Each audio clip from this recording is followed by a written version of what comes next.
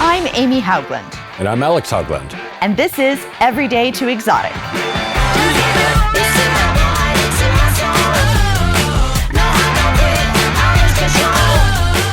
Join us as we take you through our collection of automotive history with over 180 cars, from everyday cars of the people to exotic supercars. We'll talk about the features, fun and otherwise, of each unique vehicle and then take them out for a drive. Finally, we'll individually award points for each car to find out how it compares to others in the Haugland Collection. Please like and subscribe. Let's roll.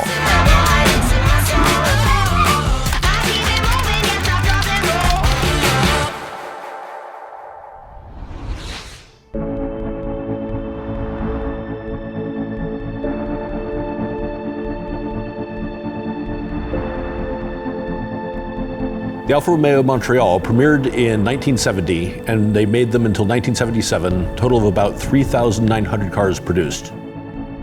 It is a V8 with a dual overhead cam engine, fuel injection, and 2.6 liters of displacement, producing about 197 horsepower.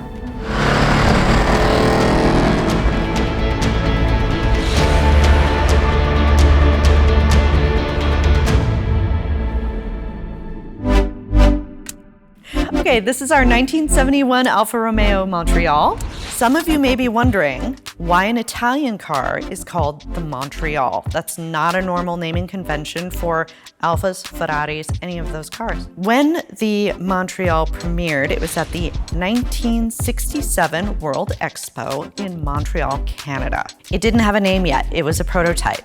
So when people went home and told their friends about the really cool car they saw at the World Expo, they said it was that Montreal car. So it's an Italian body by Bertone, and as typical of sort of Italian bodies, it has a lot of features that are there more for styling than necessarily for function. You've got this wonderful front hood scoop, does nothing, just looks really cool. These vents also do nothing, but they look awesome. Italian styling is a lot about looking awesome, and that's one of the reasons why these cars are so popular. Another great purely cosmetic feature, very complex to engineer, but actually just purely there for cosmetics, are these shutters over the headlights. When you turn on the headlights, they'd be blocking the headlights, so they flip down underneath while the headlights are on, and then flip back up when you turn them off. All of that's operating off of a vacuum system and an electric solenoid in the car itself. And it's very much a, why would you do this? Because it's cool. This car actually has original factory installed air conditioning, which, as typical of Italian air conditioning of the time, makes a generally vaguely cold zone somewhere around the vents. It doesn't really blow out very cold, but it does actually work. I refer to the air conditioning as haunted air conditioning, because it just sort of forms a little cold spot and makes you feel a little shivery.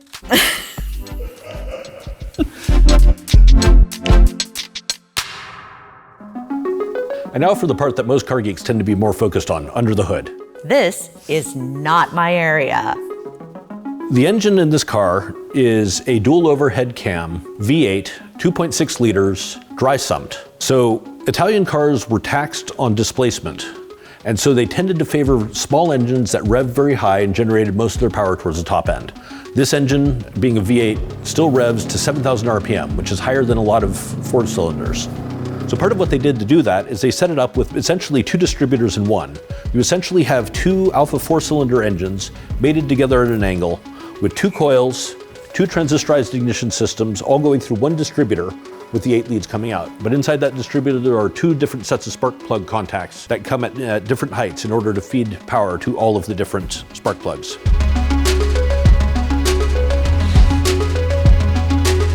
Fuel injected, as it very obviously states multiple times under the hood on the air cleaner. And the fuel injection is through these pumps here, coming off the front. So each one of these lines runs to one cylinder.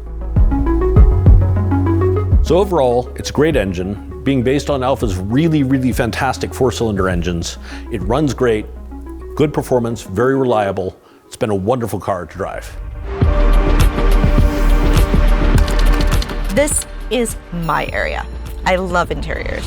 One of the things that attracts me to particular cars is the interior, especially this one, the way that the black and red pulls in the colors from the exterior of the car into the car. Many Montreals were upholstered in leather. This one is in luxurious velour with leather details. Note the contrast leather piping. The steering wheel is wood, laminated wood. That is original and correct. And on the steering wheel, that's not the horn. That won't get you anywhere. If you want to honk, you push these little tabs. Any one of them you want. The gauge clusters, they are huge, but it also makes everything very visible. All of your controls for your air conditioning, your windows, all of those things are here in the center switch. The windows are electric, power windows. However, the power is very low. So, you have to sit there and it goes.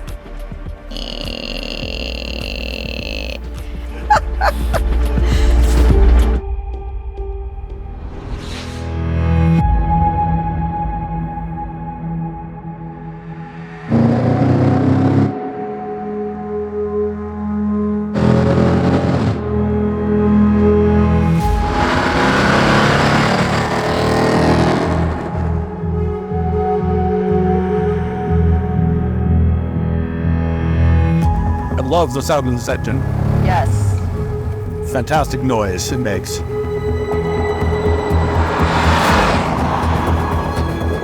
Just a beautiful, beautiful day for a drive here.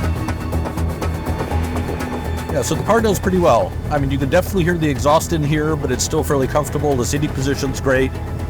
The air conditioning is making its cold, like ghostly haunted zone. Just blowing out tiny little whiffs of air. So overall, this is really sort of the ideal conditions for this car.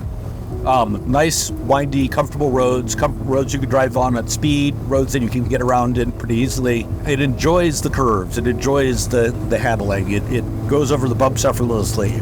Very good suspension, very comfortable.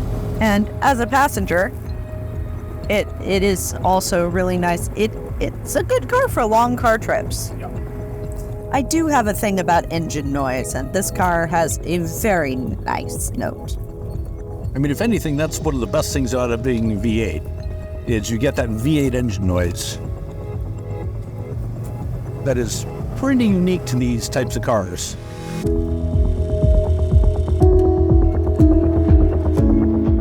One of the other really nice things about Alfas in this era is that they pretty much all have a limited slip rear differential, like this one does, just from the factory stock. And at the same time, you also have four-wheel disc brakes. So, I mean, this is the time period when disc brakes on the front was an unusual thing on American cars, and only seen on really high-performance cars. And here it's all around. On top of that, although the steering doesn't have any kind of assistance, the brakes are boosted. So the brakes are very easy to modulate, very effective. Doesn't take much pressure, but they work really, really well.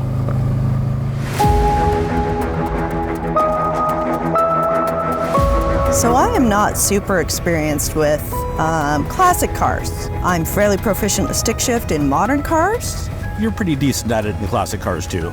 Yeah, but this kind of car takes some getting used to, just a little bit.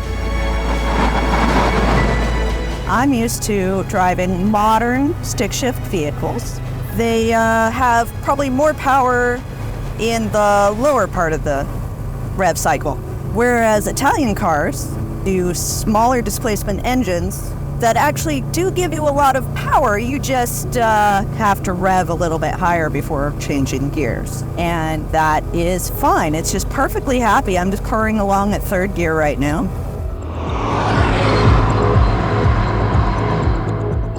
Gosh, this is just a glorious day. I will say I am thoroughly enjoying my driving experience right now. I was not into cars when Alex and I met. My parents drove minivans. They were very boring. Not my parents, the cars. The cars were very boring. Just to be clear. And so I just wasn't interested. And then Alex and I got together, and he knew a lot of interesting things about cars, about the history, about the people who designed them, the people who owned them. We have several cars that have really awesome stories attached to them. And that is my favorite part of having a collection like ours.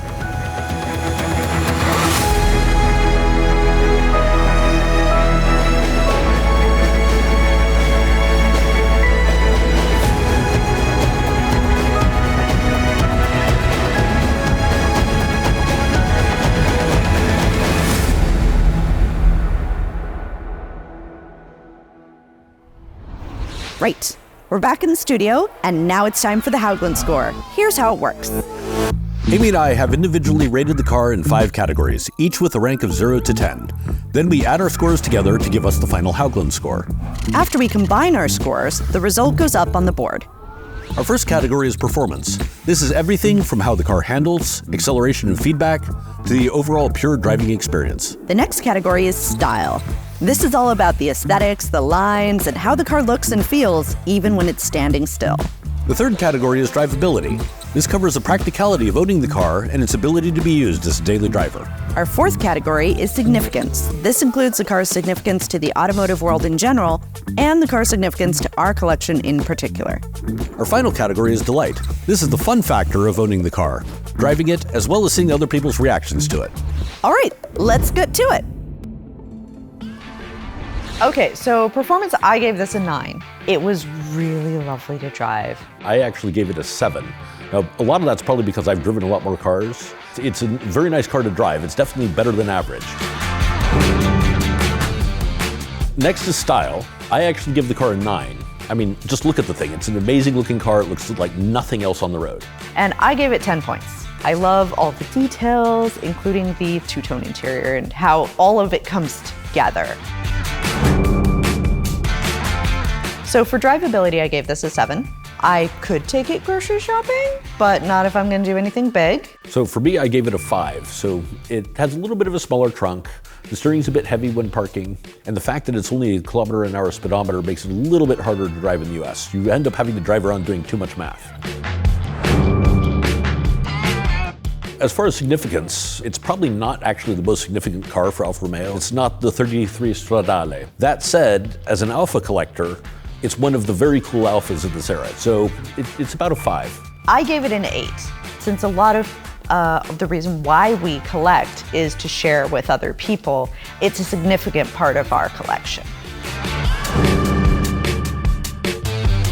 I gave this car a 10 out of 10 for delight, because I love driving it, I love riding in it, I love looking at it. It just makes me happy, and every time we've driven by anybody else, they just smile. And I gave it a 9 out of 10. Very similar reasons, honestly. Most people have no idea what the heck it is. And so that automatically draws interest and looks so different from anything else out on the road. So after some calculation, the final score on our 1971 Alfa Romeo Montreal is 79. Better than average, actually a really nice car, pretty decent score. I think we can do better. I think we can do a lot worse. So it should be a lot of fun finding out.